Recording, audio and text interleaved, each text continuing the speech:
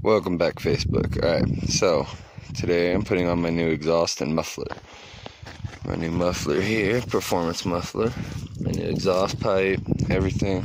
Getting rid of this old stock one that's all rusting up and stuff. So far I've taken the plastics off. To do that, there's the one bolt on the side of the plastic here. On the black ones, then those two pieces will kind of pop out. There's a little piece that it connects to. Then back here there's a screw here, screw here, screw here, and that holds on the heat guard part on here. So you take those off, and then I'm gonna have to remove this bolt,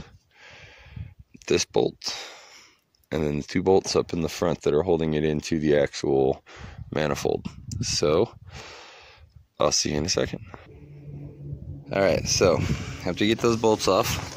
This one that's right here in the rear, it's a nut, and it's got a bolt on it and everything. It goes back here and holds the actual muffler on. Well, the new muffler came with one, so I'm going to use the new bolts, obviously, and new spacer and everything for that. It was a 12 millimeter to take off the two front studs for your exhaust right here. And this one I had to actually use a wrench. I couldn't get a socket in there. It's too close. I had to use a wrench, even from the other side, from the bottom, anywhere. But it only took me a couple seconds to take it off. There's two of them that'll be right there. And they go into the little flange to hold it on.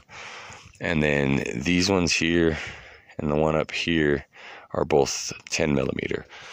Okay. Also, it's easier. You take off the little clamp that holds your exhaust together so that you can actually get it out easier. And then be careful and try to save your gasket just in case you need it for your new one. All right, I'll see you guys in a minute.